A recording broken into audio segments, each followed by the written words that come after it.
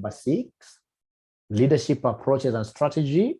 And I would want to start with the last thing, which is ethics. Ladies and gentlemen, I would want you guys to tell me, whenever you hear of this word ethics being mentioned anywhere, what comes to your mind?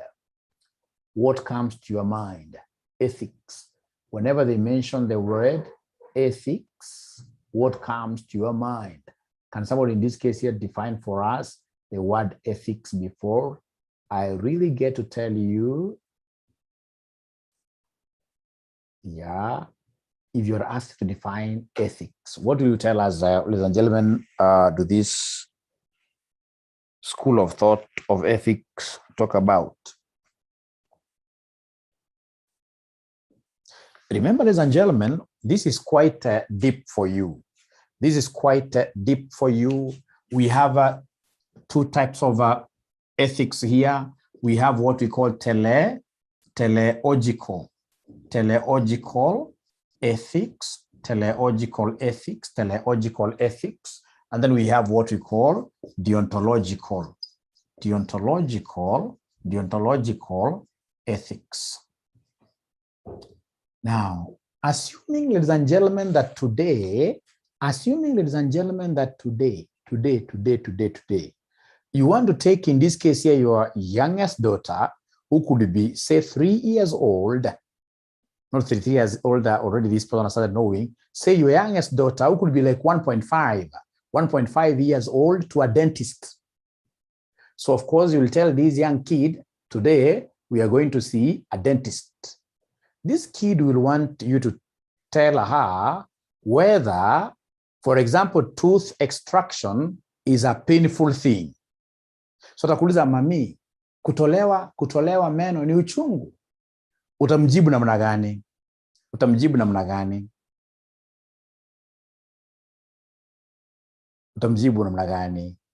Utamwambia hapana.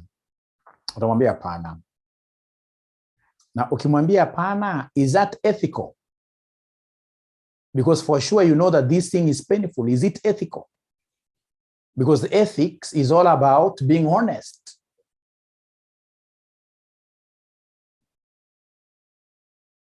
Being honest in all situations. Lakini ukimwambia te uchungu kadogo, is it true kwamba ni uchungu kadogo ama kutolewa meno is a very serious, a painful thing? Right? So in this case here, ladies and gentlemen, at times, we may be required to be a little bit dishonest so that at the end of the day, what matters is the end. The end in this case here will justify the means. So long as in this case here we've got some means to an end. What do we want to achieve? So then if that is the case, then that school of thought of ethics is called teleological. At times in this case here, I may be forced to lie simply because I would want to achieve some objective which is good. You see, the end of it is good. I would want this kid here to heal up. Right? The end is good, but in between here, the conduit here may not be right. Remember this story, ladies and gentlemen. Yeah, we shall give you the handout. Don't worry, we shall give you the handout. Remember this story of some gentleman. This gentleman, the gentleman here that I'm talking about, is all over in the media. I'll be able to send you a clip of this guy. This guy had a sick wife.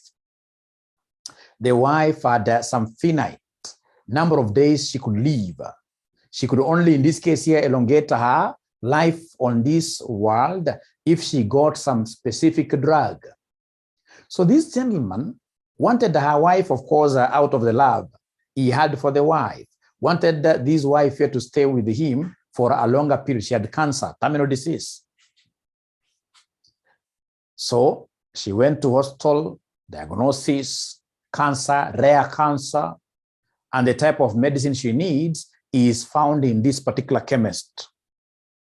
So in that particular chemist, the pharmacist saw a very big opportunity because he had never gotten anybody coming to ask for that kind of a drug.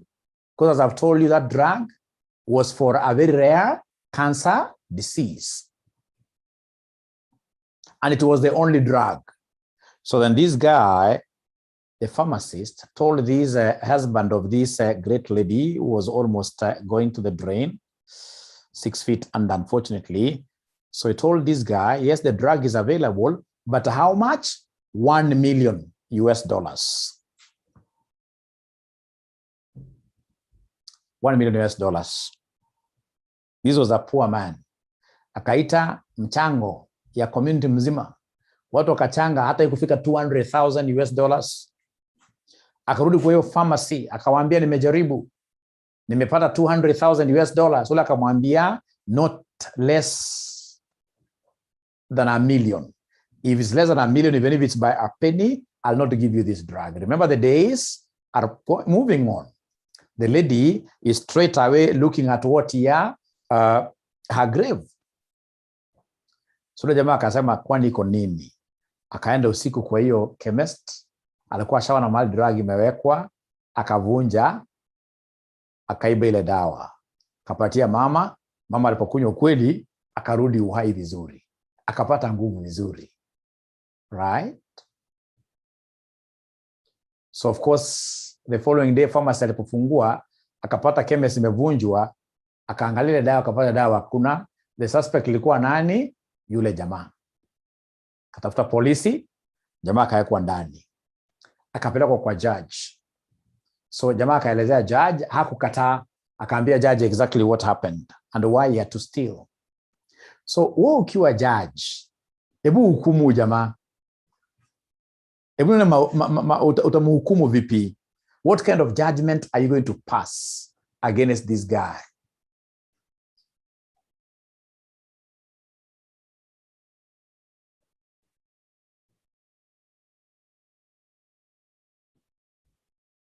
Now I said she will be lenient, but remember, he has stolen, not guilty.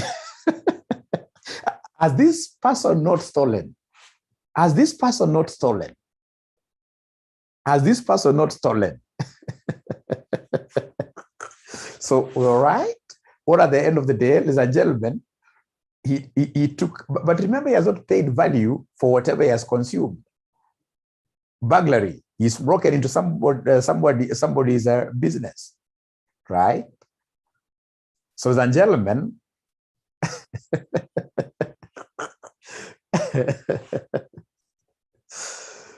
ule mtu alijibu swali vizuri, yule aliniambia kwamba actually the best person to be jailed here is the pharmacist. The pharmacist.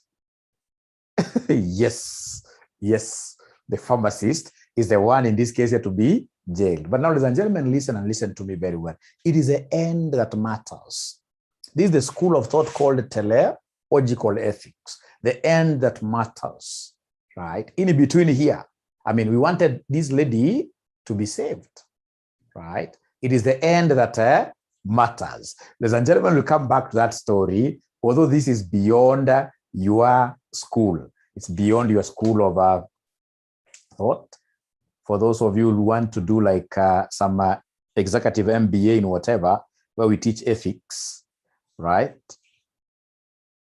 We can easily land there. I'm so good in ethics. I love ethics so much because I know how good ethics is. So ethics in leadership. Ethics refers to the desirable and appropriate values and morals according to an individual or the society at large. So in this case, here, desirable values and morals, being morally upright. As a leader, you must be morally upright. Ethics deals with the purity of individuals and their intentions. People out there, people out here, of course, I know there is nobody here who is evil. People are what here so much evilish. We are looking at people who are ethical, should be people in these cases and gentlemen who are so pure at heart and so nice in all their intentions. Ethics serves as a guideline for analyzing what is good, or bad in a specific scenario. Correlating ethics with leadership, we find that ethics is all about the leader's identity and the leader's role. So the question is, the people you are leading, you as a manager, as a leader, the people you are leading, how will they be able to gauge you as a leader if they are asked, How is Jenny your manager? Watasema Jenny ni mzuri sana. Right? Right? So it's very important, ladies and gentlemen, that we must be able to have the right identity. The right identity. We're not saying that don't be tough at your workplace, but be upright as a leader, because at the end of the day, we would want you to really have power that these people are able to come after.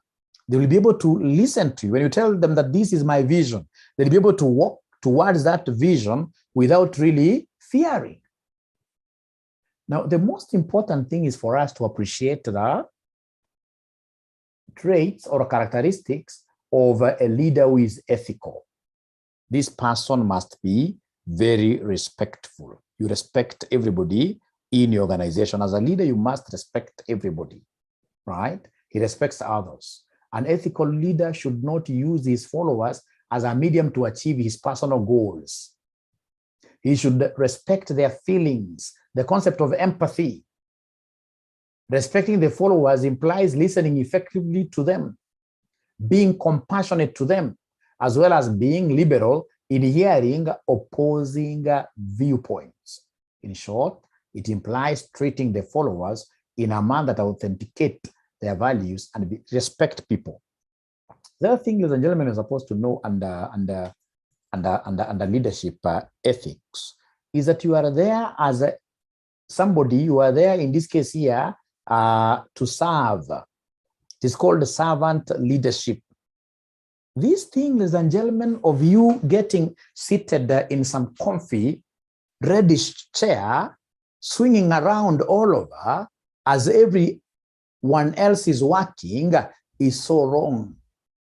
A good manager, ladies and gentlemen, should be able to place their fingers at work, should be able to do something.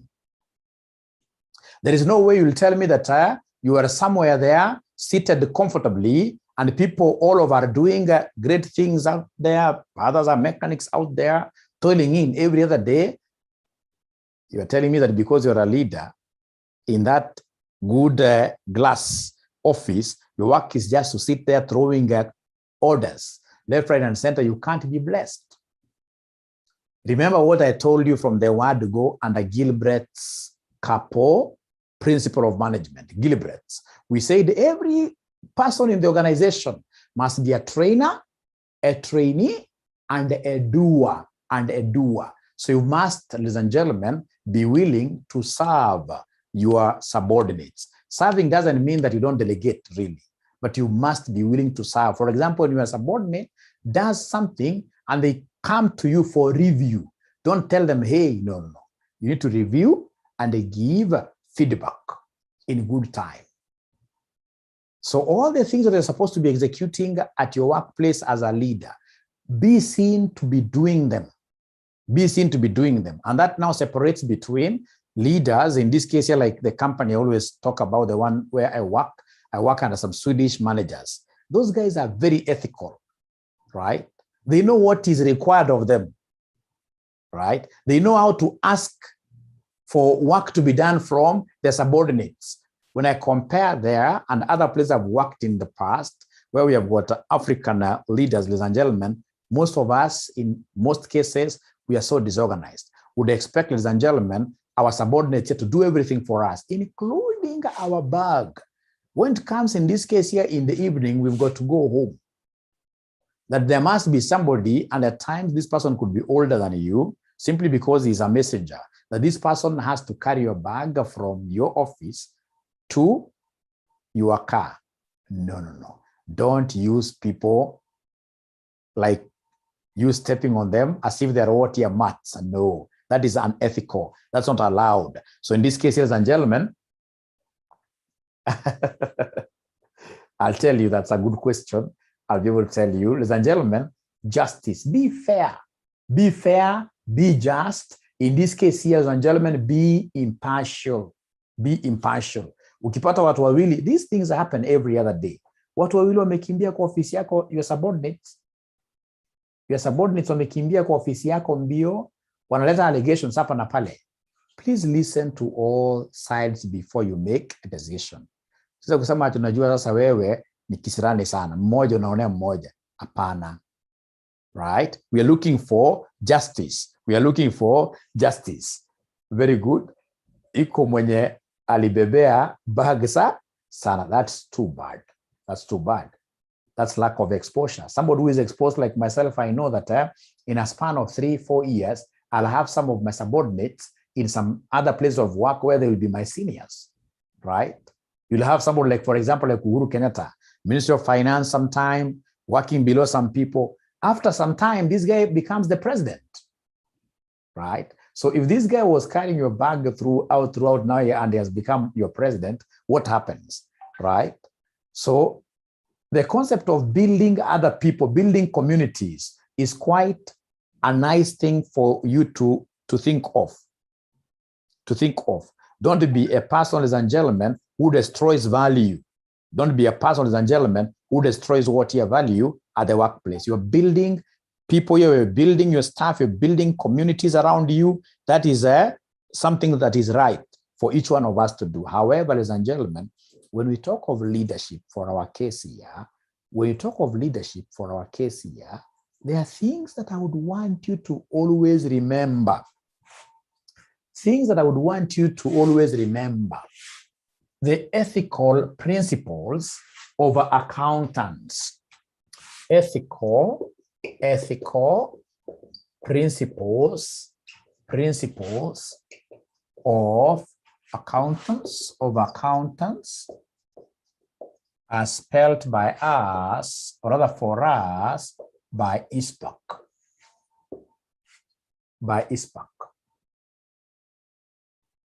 The first one, if you want, an accountant is a leader. At the workplace, an accountant, a senior accountant, finance manager, straight away, you become like a director. Even if you're not a director, by virtue that you are serving, you are giving information to the board. You are a senior manager. And there is a way that a senior manager should be able to behave in terms of ethics. Number one, it is all about confidentiality. This is the concept of what here? The non-disclosure of information. Non-disclosure of information to third parties. Non-disclosure of information to third parties. Ladies and gentlemen, accountants hawafai kuongea sana. Hapana.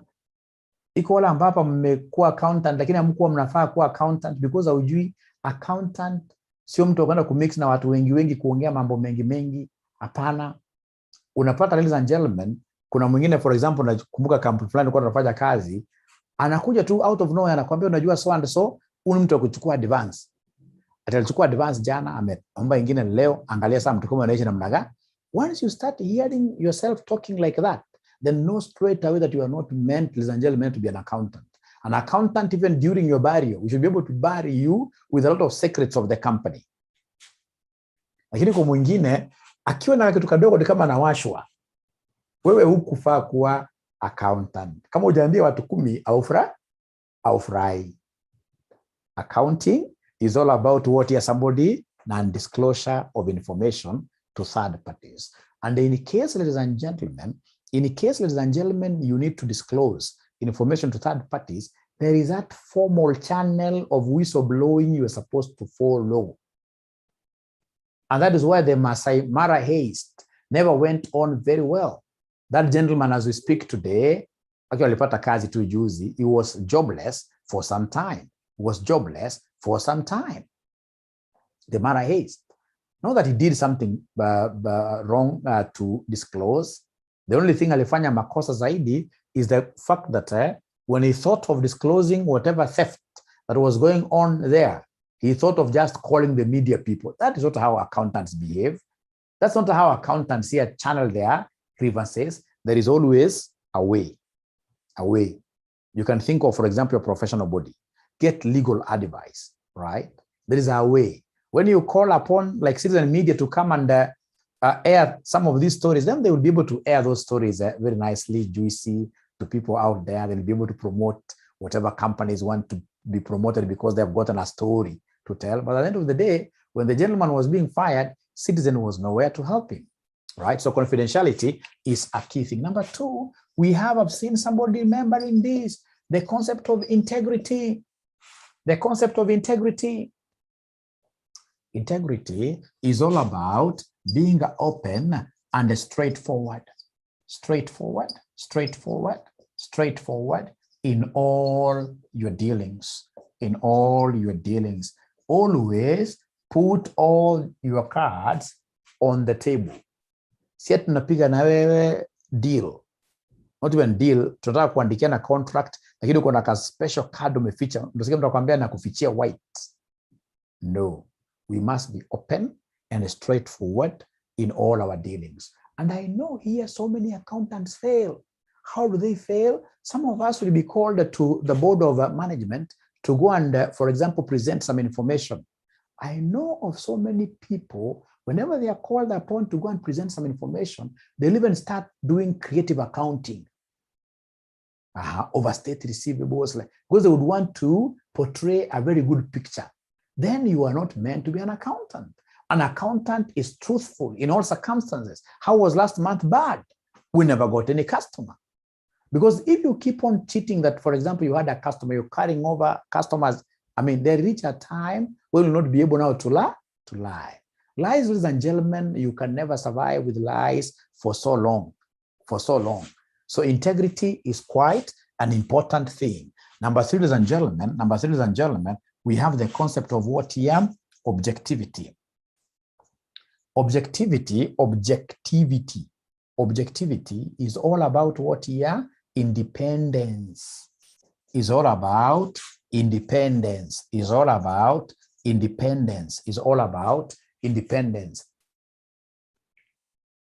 Right? Just like the example that I gave you. Ladies and gentlemen, we must exactly know that we should never try to take sides without really listening to both parties. So we must be very objective in whatever situation that we find ourselves. We must be very objective in whatever situation that we find ourselves. We are independent. When we are independent, ladies and gentlemen, it means that your pendulum can swing to either side depending on the evidence that is provided to us. The evidence. So it's evidence. Call upon witnesses, etc. So it means that if I get good evidence suggesting that this particular party never, so my pendulum should be able to swing there. So it's free. It's free. So I must be very objective in whatever that I do. Right? In whatever that I do. Right? Number four, I saw somebody talk over professional behavior. Professional behavior. That is what we call professional behavior. Ladies and gentlemen, remember, the way you behave as a leader in that company of yours should be in a way that at the end of the day, we shall have even the other leaders' credibility going up. People know that leaders of this company are good. How do we behave? Here, so many leaders down. So many leaders, ladies and gentlemen, they do not know in this case here how to handle what we call emotional. They don't have this emotional intelligence.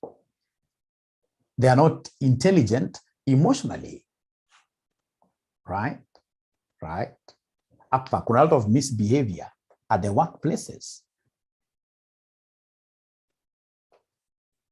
Kwanza kwa universities ambazo nimefunza, misbehavior 100%.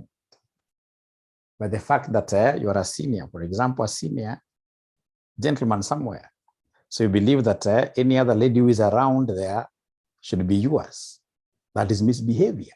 That's misbehavior. You need to know. Emotional intelligence is something that is quite important. Look at what, for example, is happening to the Ndishu brothers. Makosa kidogo tu, kutojizuia kidogo tu. Now the guys will be reduced to nothing. Right? And what are you chasing after all? How you behave here is so important. Don't discredit leadership in your organization. Now, this thing that I'm talking about, do you normally see it at your workplace, or I'm speaking my own things here? The thing that I'm talking about. You also know that there are some ladies also who are not very good, but the thing that I'm talking about here, is it there at the workplace? They're quite embarrassing, right? Quite embarrassing. Quite embarrassing. It puts you at a very compromising. How will you be able to continue leading now that lady after she tells you no? And maybe even goes ahead and escalates the matter. How will you look like? Right? Unfortunately, the kind of people, unfortunately, who do these things again are like us, married people. But we shall overcome.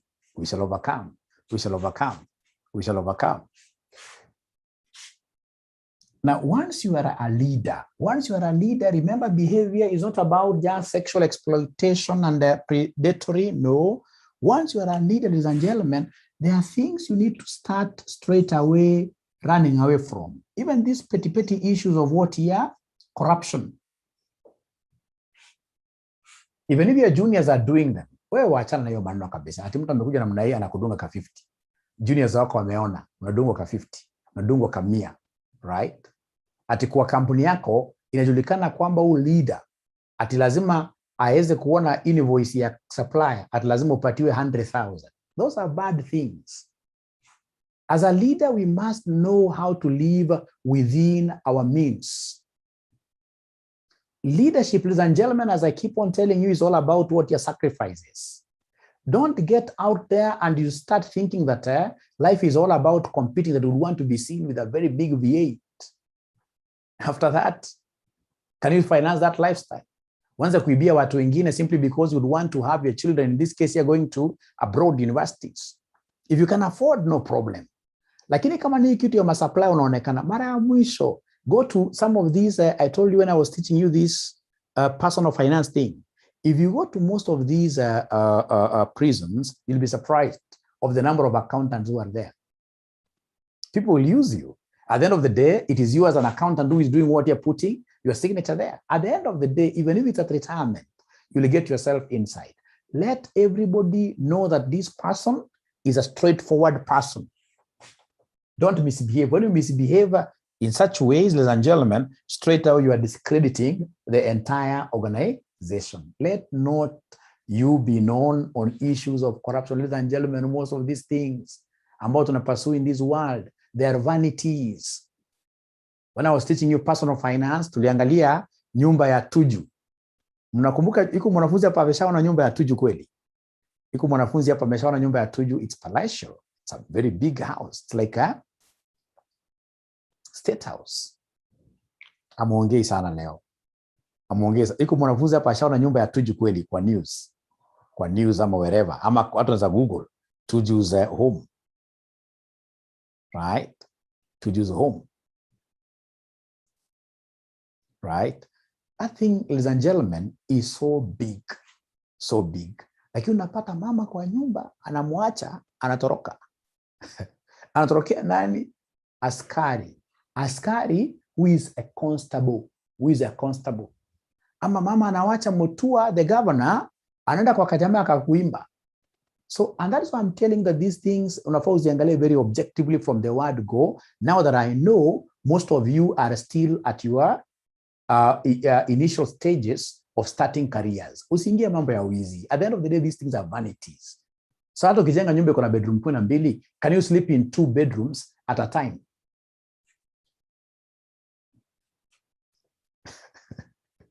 Can you sleep in 2 bedrooms at a time? No. No. No. No. Not possible. I'm telling you, I've got some other kind of, exposure, which will never make me to think of stealing. Right? Right? Ukienda kama kwa golf club. Unakuta si mmefanya, for example, mmefika hole number 9. Hole number 9 halfway, kama ni 18 hole golf, mnasimama pale na wazee. Sasa si pale maybe wameorganize buffet, depending on, for example, if it's this Barclays thing, golf tournament, wameorganize buffet. So pale kwa buffet, of course mimi ni amateur golfer, I've just begun. So pale unaona wale matajiri kifika ile buffet, jamaa samaki anasema hii samaki kwa umbali anaangalia vile iko na mafuta. Anaangalia ingine anakataa hiyo vitu karibu zote hataki. Anaita chef kando anamwambia atakaa hapa ni katikati ya kichaka, please chukua samaki moja sijui mtatoa wapi, mniboilie tu normal. And this is a multi-millionaire. Na sasa hivyo unakuta on the other side kuna jamaa mmoja hapa kwa Kibera anakula sahani ngapi ya githeri? 3. Na baada hapo baadaye anatembea hivi akule tena motura. And the guy is very happy. So at the end of the day, between these guys, for example, anaishi Karen, na anaishi Kibera, kusema ukweli, na ana enjoy life.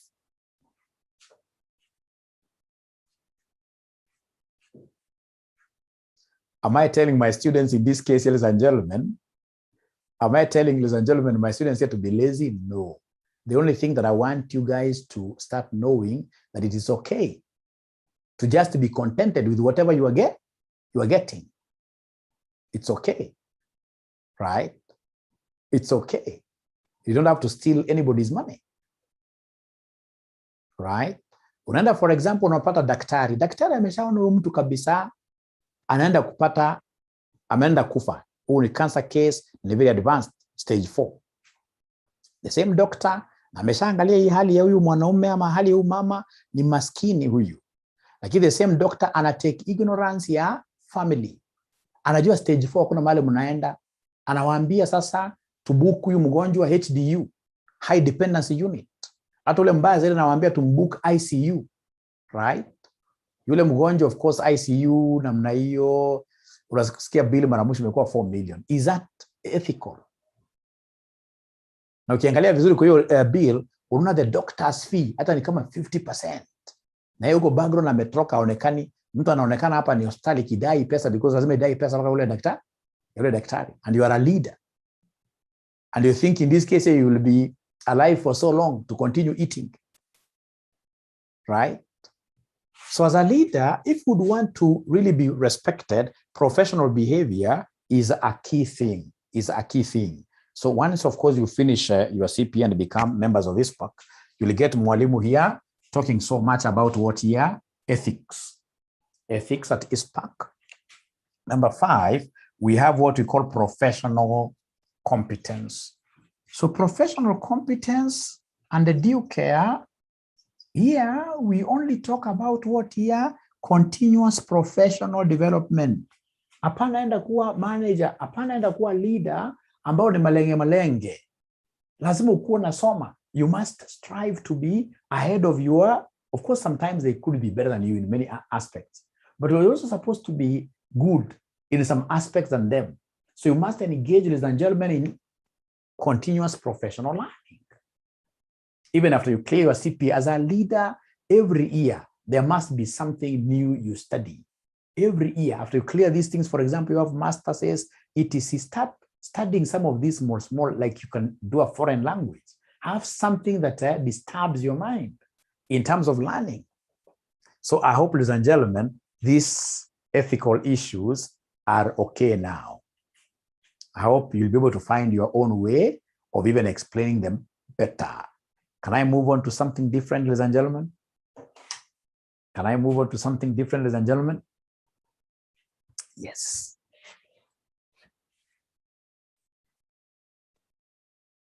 You know, like the professional behavior here, you'll get a manager who books a meeting. This manager books a meeting and he comes in late into that meeting even by 2 hours without any apology.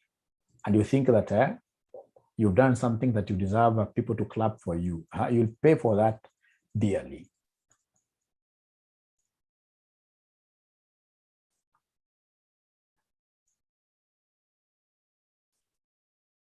Now, ladies and gentlemen, there is something that I would want you to really look at here at your own time, which is quite key in your syllabus,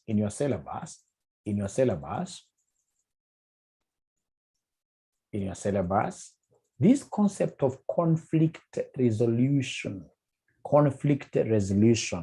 Conflicts will always occur at the workplace. how do you get to be a problem solver as a manager? Which kind of mechanisms are you going to put in place to ensure that disputes, in this case here, will be settled and perhaps they may not occur in the future?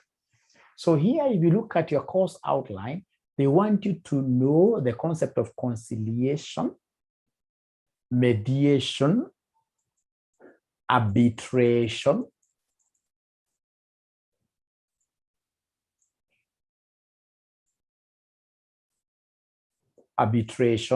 and the negotiations. Yes, negotiations. So I would want you to take a minute and tell me, ladies and gentlemen, what is the difference between arbitration? What is the difference between arbitration and the mediation? You must have heard of these terminologies out there. What is the difference between arbitration and mediation?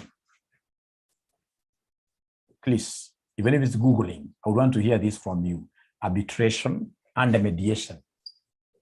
Arbitration and the mediation. Because remember, it's conflicts between many parties. Perhaps in this case here, there is land that has been sold by one person to two different groups.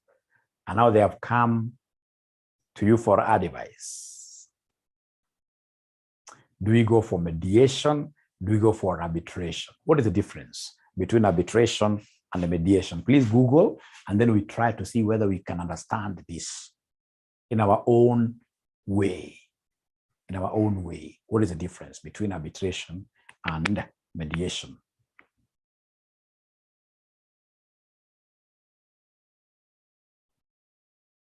I would really, really love to read. Actually, I've gone down just to look for your answers. Arbitration.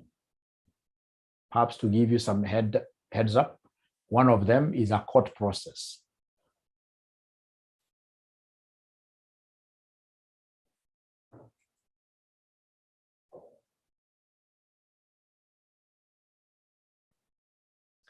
Very good, very good, very good. You see, like now we are being told a mediator helps parties negotiate a settlement that will satisfy all parties. A mediator does not decide a dispute.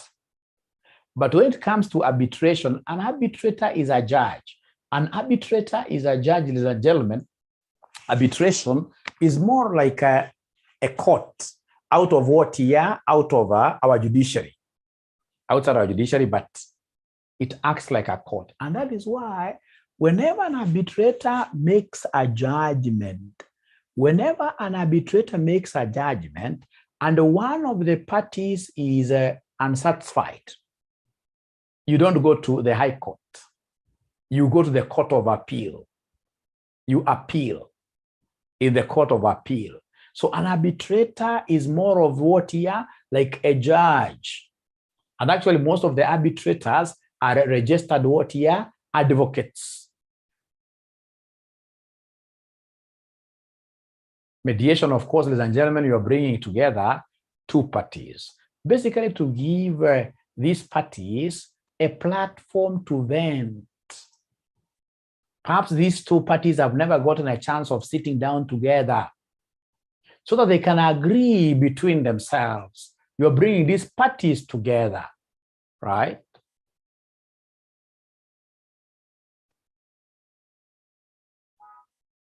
So at the end of the day, the mediator will not really be, whatever conclusion which will be written there, which at the end of the day will be like also a contract, right? A contract, right?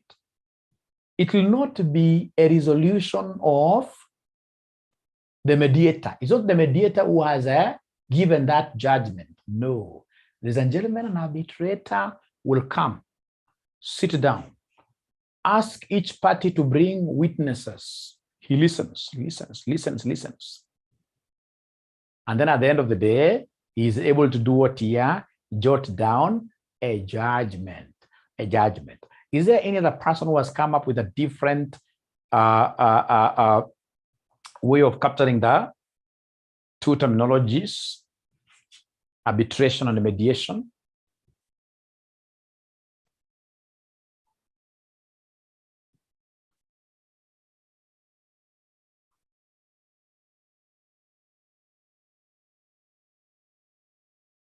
But they don't get so much tired. You'll be surprised. I'm going to leave you guys here live in very few minutes. Trust you me. I told you today's class is going to be very, very, very, very, very, very short and interesting.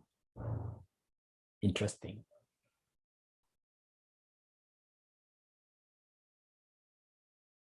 I'm not getting anybody giving me, yes, a mediator does not decide the dispute. I like that. There are other definitions. There are other definitions. How comes I could not see this? I'm not so nice. I'm not so nice. It is the same one that was given to us by Jesse. So I expect someone else in this case here to really come and give us another angle to look at the differences between arbitration and mediation.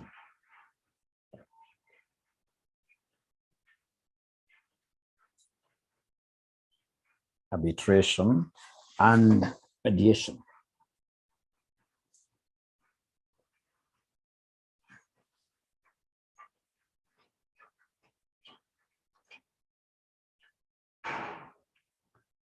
Great, thanks. I can see a message. I can see a message. Now, this thing is all about, like I showed you yesterday, it's all about having a broad and a deep understanding. Once you have a broad and deep understanding, then things will be okay. Things will be so much okay. So you're being told here by somebody, arbitration is a formal process and can follow similar procedures to court proceedings, where witnesses can be called and evidence can be presented to argue the parties' respective cases. Is going to conciliation is an informal process and normally involves a round table discussion. Thank you very much. He's brought in something quite interesting called the conciliation. Conciliation. And the conciliation is quite informal, just like mediation. Conciliation, a conciliator will try to reconcile two parties. We shall put them on a round table. Again, for conciliation, we are basically giving these two parties, especially whenever, ladies and gentlemen, like couples, most couples will go through some conciliation process whenever they have issues. Whenever they have issues, they'll go through some conciliation exercise. So what is the difference then between conciliation, or are they the same, and the mediation? Are they the same? Somebody, that is your research. That is your area.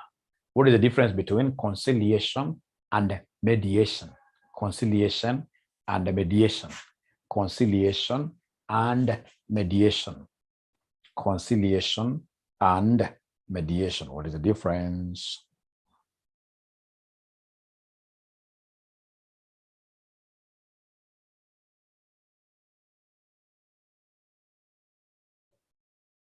Please do your research. Conciliation and mediation.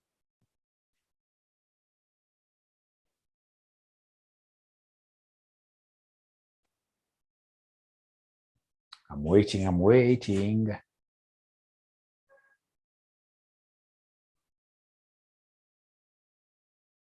I'm reading here that mediation is the process of resolving issues between parties where third party assists them in resolving dispute, where a conciliation method in which an expert is appointed to settle dispute between what here parties.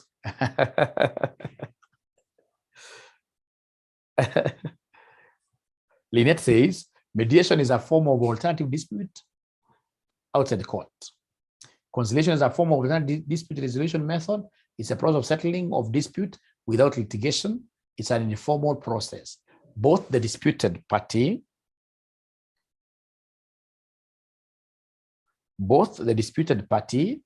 appoint a conciliator to resolve their dispute, and a conciliator tries to settle the dispute. Robert says conciliation objective is to reconcile through concessions, while in mediations, mediator guides the discussions.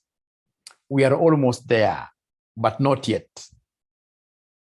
Almost there. So again, sorry, I'm disturbing you a little bit. I know why. I'm giving you another 1 minute. Are they the same? Are they the same?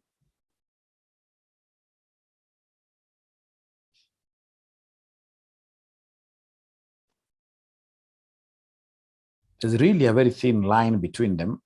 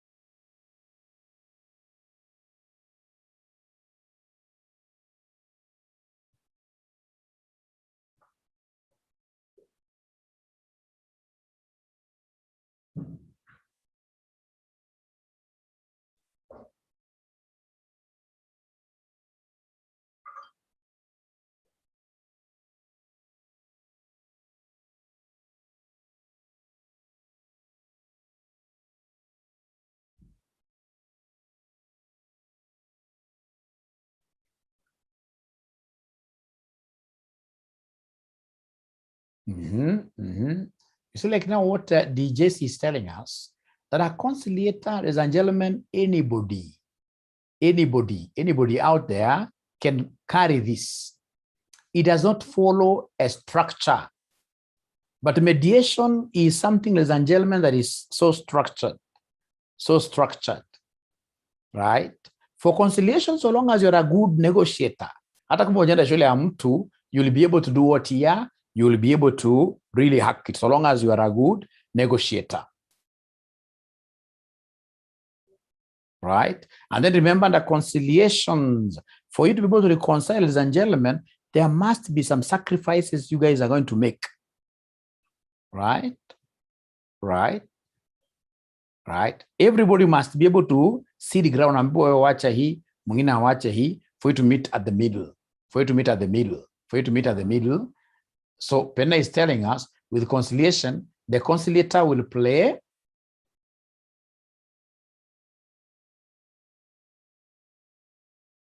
very good. Robert sasa ndio umeanza kujua.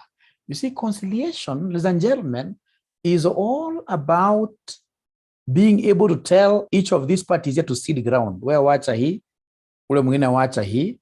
By the time in this case here we are coming to meet here at the round table, it's like we have already accepted. Right? But you see, mediation and arbitration are quite similar as well, because under mediation, ladies and gentlemen, we're going to put these two parties together, right? Only that arbitration is a high level, Whatever you agree there, at the end of the day, the arbitrator will be able to provide a judgment. So as Robert is telling us, ladies and gentlemen, mediation shall be meeting the two teams together. Actually, the mediator should be seen to be very impartial. Lakini ya conciliator tunamjua ni kama ule wa ile game theory. Conciliator tunajua ameenda kuula akamwambia ule bla bla bla. Ameenda kwa wala ka negotiate now kando. For reconciliation to happen, ladies and gentlemen, there must be sacrifices.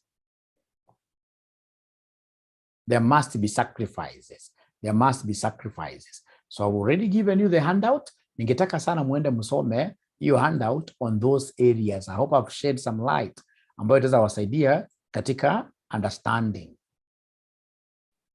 Right. So especially hizo area ni common kwa exam: conciliation, mediation, arbitration. They are very, very common. The other thing that I would want you guys to appreciate as I leave you now, ni concept ya transactional leaders and transformational leaders. Transactional leaders and transformational leaders. Hapa, nataka unisikize vizuri sana. When we talk of transactional leadership, tunamaanishaje transactional leadership? Transactional, from the word transactions. A transactional leader basically is like a leader without feelings, right? A transactional leader basically is that leader who knows that there are two ways you can make a donkey move forward. Two ways. You can either act on this donkey from behind with a stick, it moves forward, or you go in front of this donkey and dangle a carrot. Please don't try that at home because donkeys love carrots so much, it can bite your hand. So dangle a carrot like this before the donkey, it moves. So for a transactional leader, ladies and gentlemen, I do not care. Mine is to ensure that my profits are going up. So then what I'll do, as I want all the transactions here in my company to be right, I'll give incentives to the employees. If these employees are able to hit my transactions nicely, I give them like bonuses. If they're not able to hit my targets, I punish them. To me, it is transaction that is everything. I want all my transactions to be right. Most football coaches are transactional leaders. Football coach anakuambia ukiscore ama ukicheza mpira vizuri, anakuambia for example utapata this bonus. Ukiharibu game, for example uende kwa any football game, mahali kuna coach strong, ati wewe uende ushike mpira na handball. ufanye in this case your team will lose because of a handball. No matter what they'll do, they really punish you. Watakuweka bench masiku mingi sana. Au mwingine anakuambia fanya sit-ups, maybe 100 to punish you. These are transactional leaders because to them, it is the end that matters. To them, they're not looking at, we have got people being involved here, right? It is the end. Hata kama utatoa damu, so long as the transactions are right, tukupatie zawadi yako, hata kama utakufa in the process, the end justifies the means. That is a transactional leader.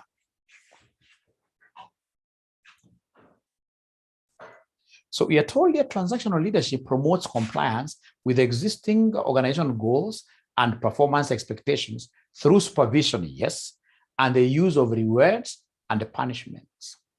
Transactional leaders are task and outcome oriented, especially effective under strict time and resource constraints and in highly specified projects.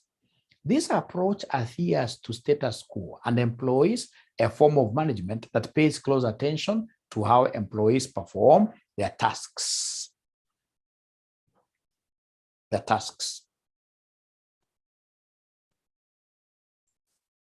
Now, ladies and gentlemen, remember that basically the transactional leaders view employees to be still at these lower levels of Maslow's hierarchy of needs, lower levels, number 1, number 2, number 3. They think that these guys are only motivated by the first 3. So when you give them money, they'll be able to think about what your shelter, protection, right? Safety needs. They need to be loved, right? Transactional. But now when we talk of transformational leaders, ladies and gentlemen, we know that now our people are operating in these 2, right? The concept of what here esteem and what here self-actualization. When you are at self-esteem and of course a self-actualization up there, you are no longer looking at money. It is not money that will be able to tell you what to do. No, someone will be able to give you 2 million and tell them, no, I don't want that money. So, and a transformation is all about what vision do I have? It's all about being able to sell your vision and get people supporting you without giving them any money. So on a transformational leadership, like we have Barack Obama, anasema, yes, we can. How many people fought for the yes, we can slogan? They were able to see it clearly, right? In Kenya here, is there any person, you guys amongst all leaders, you'll be able to say he's a transformational leader? He comes up with ideas and people are able to follow really through without using money, or rather, even if they use money, you know, when we talk of transformational leadership, it doesn't have to be like leading people to the right direction. Like Hitler was a transformational leader because he came up with an ideology and the people were able to follow him blindly to their deaths. So please don't tell me that in Kenya we have got none of the leaders being transformational, where in this case here they are able to simply come up with the statements, and so many people are able, even the learned ones, without questioning, they're able in this case here to blindly follow, to blindly. Wanasema baba, but to me, I think it's Ruto. I'm not a supporter of Ruto, or rather, I wouldn't even take anybody's voters card, right? But there are those people who will come. You see, like, mtu anakuja anawaambia sasa vijana nita provide kazi 4 million, right? And he has been able to distance himself from the government that is currently drawing what year salary. Some mtu amejea kwa shida hapo ni baba. Baba anasemekana ni ameharibu. Huyu ameharibu all through. I'm not against anybody. Please get my point here. My point is that this person has come up with a slogan. He's calling it what year? Bottoms up. As much as he's giving money, I'm aware that he is giving money in some places, but trust you me, kama kuna mahali nilienda hapa nikashangaa sana. Hawezi ongea mbaya kuhusu Ruto, na hata huwezi amini. Yaani jamaa wanaona kama huyu jamaa akiingia hiyo kiti ni kama kutoka na free manna from heaven. I don't know. My point is, that is what we call transformational.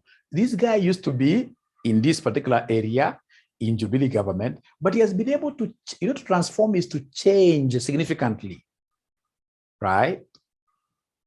Right? He's been able to change himself, and of course, ladies and gentlemen, distanced himself from this particular thing that is going down to a level again where people are able to praise him, meaning that he'll be able to get, I don't know,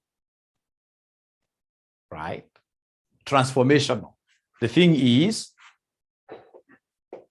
where people are able to work for you simply because they would want you to raise their status, simply because, ladies and gentlemen, they believe that whatever idea you have is so nice, they can support it. So you're told transformational leadership. Transformational leadership focuses on increasing employee motivation and engagement, and attempts to link employees' sense of self with the organizational values. This leadership style emphasizing leading by example, so followers can identify with the leader's vision and the values.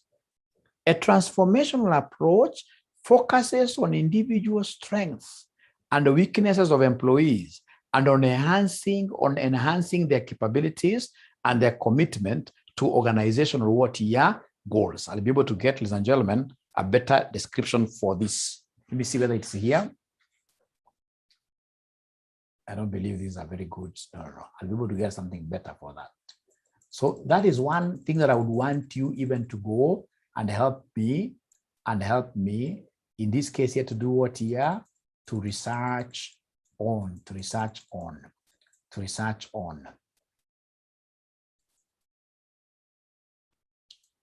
Great. So I think having covered that, ladies and gentlemen, I would need one more session for me to be able to clear this, and of course, be able to move on to the next session. I believe, ladies and gentlemen, we have covered what is enough for you today. What I'll do, I owe you a few minutes here. I'll be able to even shoot a video regarding this and send it to you. It's about quality, it's not about quantity. Otherwise, thank you very much. Bye-bye. See you tomorrow for advanced financial management. Bye. Good night.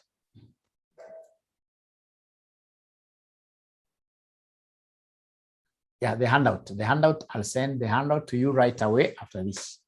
Yes.